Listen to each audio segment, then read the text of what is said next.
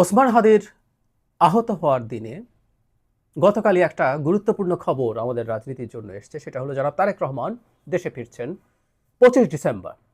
খুবই গুরুত্বপূর্ণ, খুবই খুবই গুরুত্বপূর্ণ একটা ঘটনা। এটা নিয়েই কথা বলতে চাই। তার আগে আমি ভিডিও যখন রেকর্ড করছি তখন পর্যন্ত জনাব ওসমান হাদির অবস্থা নিয়ে কয়েকটা কথা একটু বলা দরকার। আমরা তার অস্ত্রোপচারের পর ঢাকা মেডিকেল কলেজে তাকে প্রাথমিক অস্ত্রোপচারের পর এভার কেয়ার হসপিটালে নেওয়া হয়েছে একটু এক্সট্রা কেয়ার নেওয়ার জন্য। যতটুকু জানা গেছে তার বুলেট তার ব্রেইনের খুব মেজর অংশে ঢোকেনি, কিছু একটা অংশকে ছুঁয়ে বেরিয়ে গেছে। যদিও প্রচুর ব্লিডিং হয়েছে, ব্রেইন টিস্যু ড্যামেজড হয়েছে এবং উনি খুবই ক্রিটিক্যাল অবস্থায় আছেন, এটাও ফ্যাক্ট। আমরা আশা করব, আমরা কামনা করব, আমরা আমাদের প্রার্থনা করব হাদি ফিরে আসবেন, হাদিকে ফিরে আসতে হবে।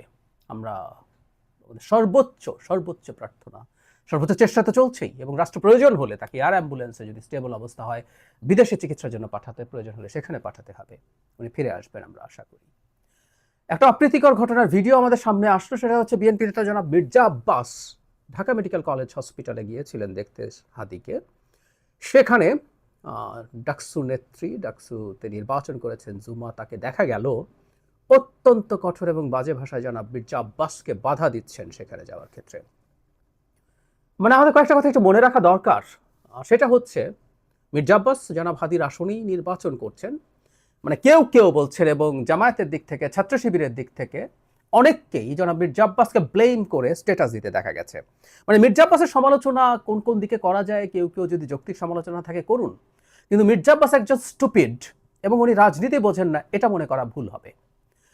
জনাব ওসমান হাদি কি আসলে মির্জা আব্বাসের কোনো চ্যালেঞ্জ ছিলেন? একেবারেই না, একেবারেই না, প্রশ্নই আসে না। হাদি আদৌ ভালো কিছু করতেন না। আমরা তার রাজনীতি, তার প্রচারণা, এই জিনিসগুলোর দিকে দেখতে চাইছিলাম। বিশেষ করে প্রচারণা, তার ক্যাম্পেইন, তার ক্যাম্পেইনের জন্য জনগণের টাকা চাওয়া, ক্রাউড ফান্ডিং, এগুলো একটু দেখার জায়গা ছিল। তো তাহলে উনি হত্যা করবেন কেন? আর যদি কম্পিটিশনের পরিস্থিতি হয়ও এই হত্যার দায় তার দিকে যাবে, সেটা জেনে শুনেও তিনি হত্যা করবেন? উনি এত স্টুপিড না। মানে জামায়াত এবং শিবিরের একটা অংশ এবং জুমা সম্ভবত ইনকিলাব মঞ্চে ছিলেন একসময়, তাদের এই প্রবণতা, এই মানসিকতা অত্যন্ত নিন্দনীয়। আমি গতকালই একটা ভিডিওতে বলেছি যে আমরা নিজেদের মধ্যে যেন অন্তত কাদা ছোঁড়াছুড়িটা আপাতত না করি, কারণ এটা একটা বিরাট ঘটনা। ওসমান হাদিকে যখন টার্গেট করে কিলিং এর চেষ্টা করা গেছে, তখন কে সেফ থাকবে? সমন্বয়করা আছেন যাদের উপরে অনেকের ক্ষোভ আছে, বিশেষ করে আওয়ামী লীগ এবং ভারতের কথা বলছি।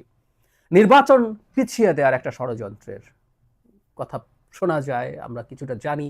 এই চেষ্টা আছে, এই চেষ্টা থাকবে। সুতরাং আমাদের মধ্যে এই ঘটনাগুলো যেন না হয়।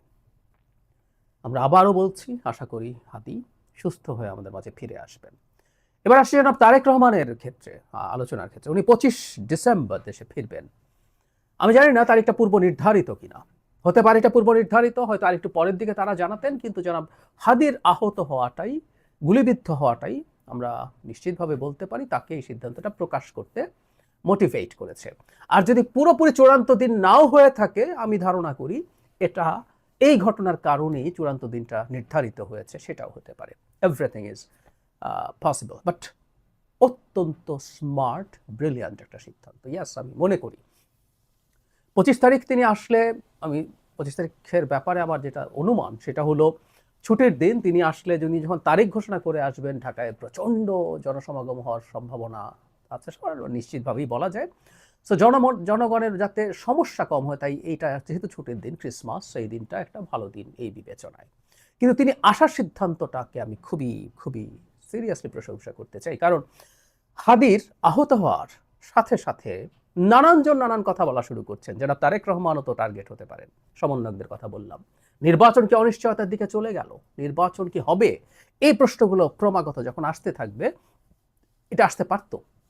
এবং আমি প্রায় বলি এই কথাটা, শেখ হাসিনার সময় বলতাম, ভয় যেমন সংক্রামক, সাহসও সংক্রামক। সো ভয় সংক্রমিত হওয়া শুরু হতে পারত যে না, নির্বাচন তো হবে না মনে হয়। এবং আমি ধারণা করি এই ধরনের ঘটনারও দু একটা ঘটানোর চেষ্টা হতেও পারে, আমি জানি না তারা সফল হবেন কিনা। সরকার যদি এই ঘটনাটাকে খুব ভালো মতো ট্যাকল করতে পারে, অভিযুক্তদেরকে, আসামিদেরকে ধরতে পারে এবং দ্রুত বিচারের আওতায় নিতে পারে, তাহলে এই সম্ভাবনা কমিয়ে আনার সুযোগ হতে পারে। যাই হোক, এই সময় জনাব তারেক রহমান দেশে আসছেন, তিনি দেশে আসবেন কি আসবেন না, কেন আসবেন না, এটা নিয়ে প্রচুর জল ঘোলা হয়েছে। একটা সময় তার নিজের একটা স্ট্যাটাস খানিকটা তিনি নিজেকে বোঝাতে গিয়ে খুব স্পষ্টভাবে না, কিন্তু কিছু এক্সটার্নাল ফ্যাক্টরস আছে যেটা তার দেশে ফিরে আসাকে থেকে তাকে নিবৃত্ত করছে, ইঙ্গিত দিতে গিয়ে আরও বিতর্ক সেইটা নিয়ে ট্রিগার্ড হয়েছে। শুধু তাই না, নোংরামি হয়েছে। তিনি কুসন্তান, কুপুত্র, তিনি তার মায়ের এই অসুস্থতায় ফিরছেন না দেশে, এরকম নানান রকম কথাবার্তায় ভরে গিয়েছিল। সো সব সমালোচনা আলোচনা শেষ করে দিয়ে তিনি দেশে ফিরছেন। আমরা বোধ করি যে তার নির্বাচনের আগে ইনফ্যাক্ট তার যে ক্যাম্পেইন সহ সব কিছু হবে, তার পর্যাপ্ত সিকিউরিটির ব্যবস্থা হয়েছে, বুলেট প্রুফ গাড়ি আনার কথা আমরা জানি।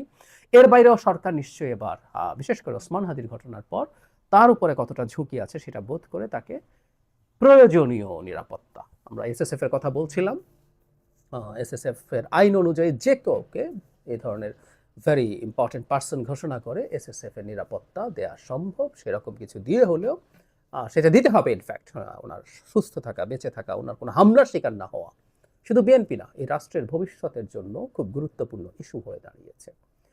যাই হোক, জনাব তারেক রহমানের এই সিদ্ধান্তটা এক্সপোজ করা খুবই গুরুত্বপূর্ণ কাজ হয়েছে, এবং আমি বিশ্বাস করি, অনেকেই বিশ্বাস করেন, তিনি যখন দেশে ফিরে আসবেন, বাংলাদেশের নির্বাচনের পথে যত বাধার চিন্তা বা বাধা তৈরি করার চিন্তা, নির্বাচনকে বানচাল করার চিন্তা যাদের আছে, সেগুলো শেষ হয়ে যাবে তা বলছি না, কিন্তু সেগুলো খুব বড় স্কেলে চাপে পড়বে, ধামাচাপা পড়বে, তারা ব্যাক ফুটে যাবে, এটা আমরা নিশ্চিতভাবে বলতে পারি।